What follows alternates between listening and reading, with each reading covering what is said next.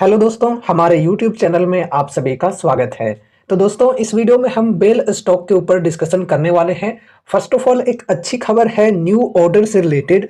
आज after market closing company को एक न्यू ऑर्डर रिसीव हुई है। तो सबसे पहले हम ऑर्डर के बारे में डिस्कशन करेंगे एंड उसके बाद हम स्टॉक की वैल्यूएशन एंड टेक्निकल्स को भी डिस्कस करने वाले हैं और अपॉर्चुनिटीज को समझने वाले हैं। ठीक है, तो देखो, कंपनी को आज तकरीबन 634 करोड़ की ऑर्डर रिसीव हुई है। यहां पर देखो कही जा रही है BEL receives orders worth 634 crore. चलो अच्छी बात है, आगे बढ़ते हैं।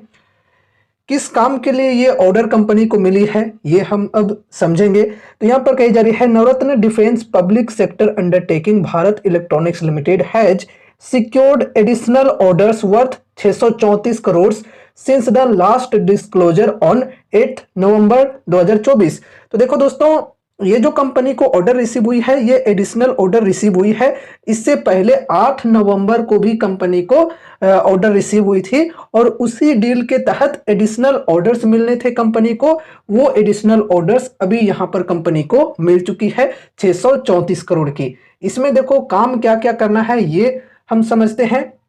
तो देखो यहां पर कही जा रही है मेजर ऑर्डर्स, मतलब काफी सारे ऑर्डर्स मिले हैं इस अमाउंट के अंदर। Major orders include maintenance of Akash missile system, telescopic sights for guns, communication equipment, jammers, electronic voting machines, test stations, spares, services etc. तो इन चीजों के लिए काम मिली है कंपनी को। With these orders, BEL has now accumulated orders totaling Rs 8,828 crore in the current financial year। इस financial year में अभी तक कंपनी के पास 8,828 करोड़ की ऑर्डर रिसीव हुई है। एंड देखो, मैनेजमेंट की तरफ से ये गाइडेंस दी गई थी कुछ समय पहले कि इस फाइनेंशियल ईयर के एंड होते होते हमारी जो ऑर्डर बुक है, सिर्फ इस फाइनेंशियल ईयर की बात कर रहा हूं, ये 25,000 करोड़ तक पहुंचने वाली है। इस प्रकार की टारगेट दी गई थी। लेकिन अभी देखो 6 महीने तो बीत गए हैं और अगला छमाही चल रहा है। तो इसमें क्या इतनी बड़ी टारगेट कंपनी अचीव कर सकती है? पर्सनली अगर मैं अपनी बताऊं तो मुझे कम ही लग रहा है, लेकिन देखते हैं आगे चलकर क्या होता है। ठीक है, तो टारगेट यहां पर काफी बड़ी रखी गई है कंपनी के द्वारा। वैसे अगर थोड़े से कम भी होते हैं ऑर्डर्स तो वैसी कोई बहुत ही ज्यादा परेशानी वाली बात नहीं होगी, ये भी समझ कर चलो। ऐसा बिल्कुल भी नहीं सोचना कि अगर 25,000 करोड़ की ऑर्डर कंपनी को नहीं मिलती है तो कंपनी बेकार हो जाएगी, कंपनी ग्रो नहीं करेगी। फिर ऐसी बात बिल्कुल भी सोचने की नहीं है। ठीक है, बाकी फंडामेंटली स्ट्रॉन्ग कंपनी है। डिफेंस सेक्टर के अंदर अगर किन्हीं को कम रिस्क के साथ चलना है, लार्ज कैप के साथ चलना है, तो वो इस कंपनी के ऊपर अपनी स्टडी कर सकते हैं।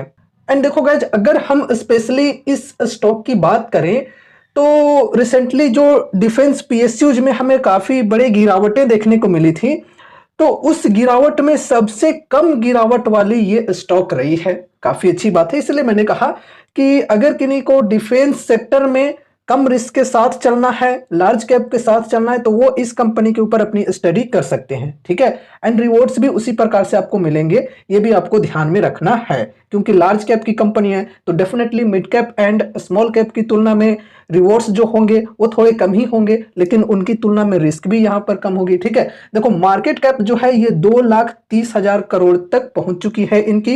एंड स्टॉक पी 50.7 की है, इंडस्ट्री पी 66 की है। तो इंडस्ट्री पी के कंपैरिजन में स्टॉक की पी की बात करें तो चलो ठीक है। अगर यहां पर हम मीडियन पी की बात करें तो मीडियन पी है 24.1 की। तो मीडियन पी के कंपैरिजन में अगर बात किया जाए तो स्टॉक की जो पी है ये ऑलमोस्ट डबल है। ठीक है, तो उस हिसाब से देखा जाए तो पी रेशियो ज्यादा है। एंड फिर पी रेशियो की भी अगर हम बात करें तो ये भी काफी ज्यादा है, 3.16 की है। तो ओवरऑल यहां पर हम वैल्यूएशन की बात करें तो वैल्यूएशन एक्सपेंसिव है यहां पे। ठीक है, एंड डिस्काउंट की बात करें तो डिस्काउंट कुछ खास अभी अवेलेबल नहीं है। इन्वेस्टमेंट के लिए अपॉर्चुनिटीज पहले मिली थी, हमने डिस्कस भी किया था इस सपोर्ट के लेवल पर। ठीक है, 20% से प्लस की डिस्काउंट मिल रही थी स्टॉक के अंदर। अभी कुछ खास डिस्काउंट यहां पर नहीं मिल रही है। अभी यहां पर देखो, ये जो 52 वीक हाई की लेवल है 341 के अप्रोक्स, यहां पर नेक्स्ट रेजिस्टेंस बनी हुई है।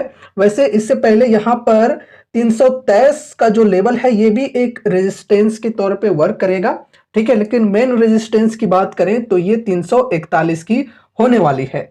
इस रेजिस्टेंस को अगर ब्रेकआउट मिल जाता है बड़ी कैंडल के साथ में, बढ़िया वॉल्यूम के साथ में, तो फिर स्टॉक के अंदर बढ़िया तेजी हम एक्सपेक्ट कर सकते हैं।